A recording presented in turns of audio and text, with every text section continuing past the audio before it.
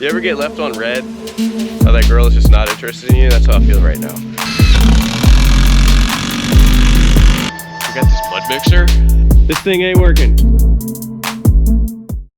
This thing ain't working. We always got downtime with this thing, so we don't have pressure. We're trying to figure out what we can do. I'm assuming there's air in the line, but yeah, so let's get to diagnosing it.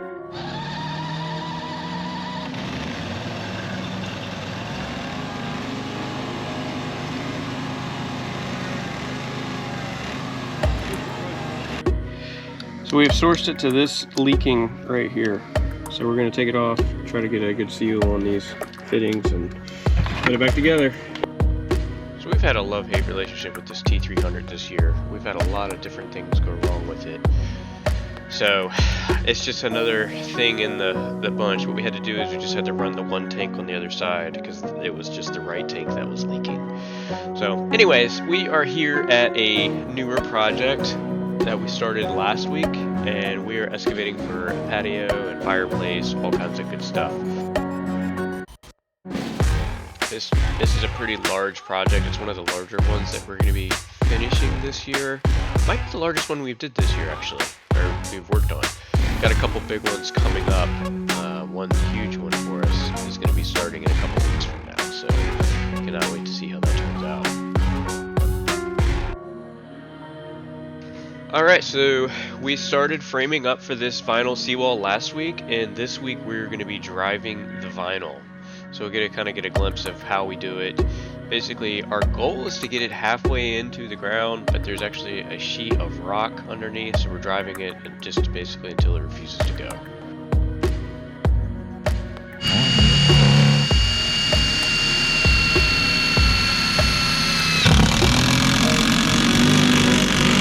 These vinyl walls are really strong, and I mean they're not going anywhere.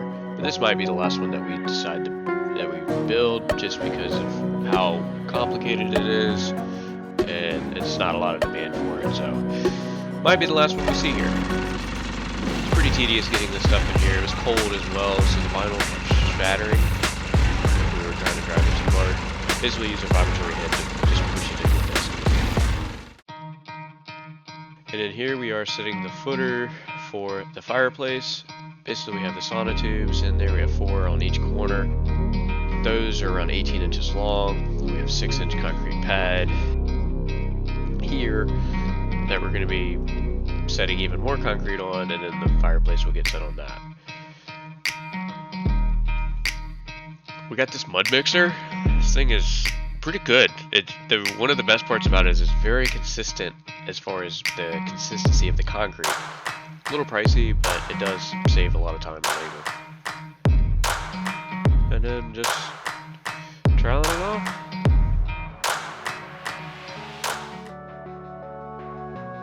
This is Tuesday. We're back over at the vinyl wall, just dropping some more sheets.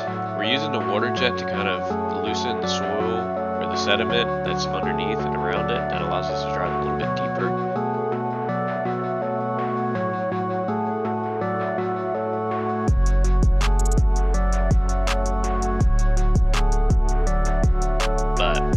So for these vinyl walls, we use all stainless steel hardware instead of galvanized. These walls should last, I don't know, 50, 60 years, maybe longer.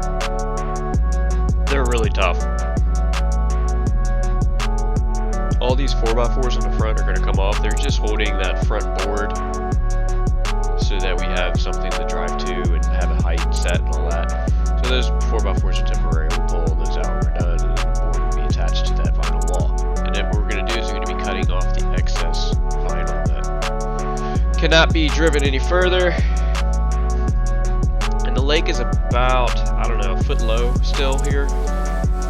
It has come up since, but right now it's about a foot low, so all this will be underwater. Well, you know, about halfway up that wall. The vibratory head works pretty good, but it's not perfect. I'm not sure if there's a better way to put this stuff in. Maybe a pile driver. It's so brittle, I don't know if it can handle that. And then Quan's here using a Sawzall to get the extra off.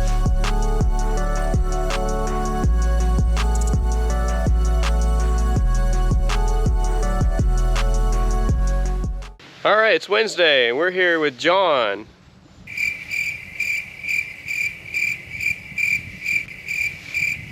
You ever get left on red by that girl that's just not interested in you? That's how I feel right now. But anyways, we're out here cleaning up leaves. We're having a party. So, it rained the day before, and all these leaves are soaking wet. I thought we were gonna be here for about an hour and a half, and I think we ended up staying here for about 3 hours. So, we underbid this project, or I underbid this project, but it's all good. They actually put the house on the market. They took photos the following day, put the house on the market probably 2 days later, and the house was under contract 2 days after that. So, they were in a rush to get this thing moving, and they got it moving for sure. But there was a lot of leaves in this area in the front, some older leaves, and our vacuum was actually clogged up in the back, so we had to figure all that out and finally got it going. And then the GoPro dies towards the end, so I don't have a final shot of what it looked like when we were finished. And then we're back over here at the patio project. Taking the forms off, and then we're going to be setting the next block on here. So this will all be filled with concrete as well. And then we'll be building our fireplace on top of this. So we got a lot of concrete in this area for this fireplace. We do not want it to go anywhere, so hopefully this will be plenty. We're looking up state code, and we way overdid this, but it should work out pretty good. Back over at the Finy Wall, driving more vinyl. Same story, different day. We have these little pieces that we use to make corners. They're pretty narrow, and they allow you to make a 90 degree, 45, and 135.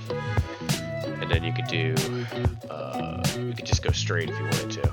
And then the vinyl does have a little bit of flex where you can just kind of turn them if you wanted to do more of a curve, but turning them makes it really difficult because it's hard to frame something like that. Frame a real nice smooth curve with wood. So basically what we're doing is we're trying to make sure they're level. We have a little piece of vinyl that we're using we tack to the board, and then we use it on both sides to help drive the piece of vinyl in there straight. So these vinyl pieces lock together with like a little tongue and groove. Very rigid tongue and groove, so it's really hard to get apart. You can only really make it, I don't think we've had anything break. And then right now they're framing in this last corner. We're currently sitting on the neighbor's seawall, so we're just trying to make sure there's no void here. And then what we'll do is we'll put some rock in between these two walls to make sure nothing erodes and falls apart here.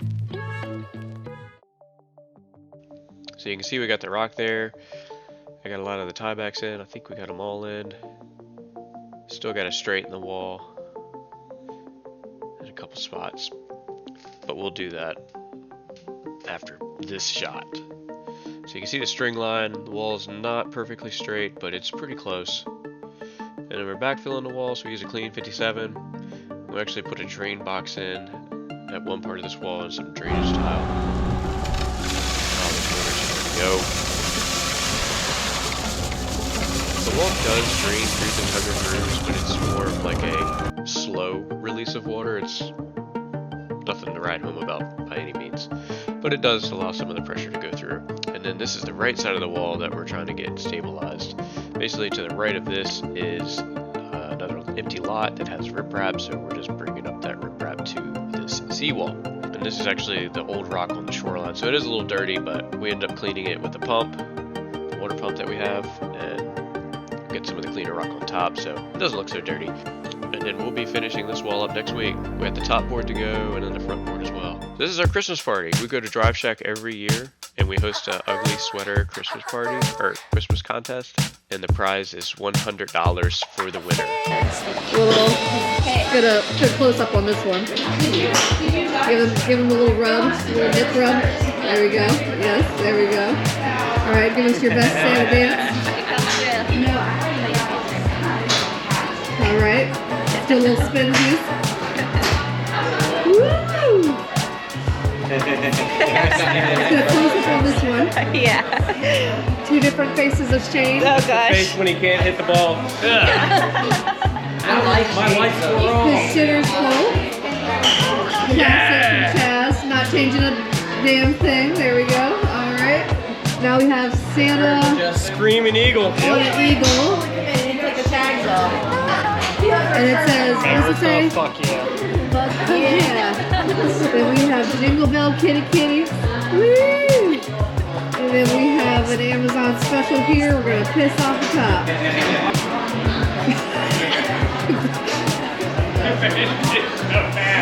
Oh, God, I can't. You're gonna knock your balls off there. Oh, look at that. That's right. A little hairy back there. Give him a good flex.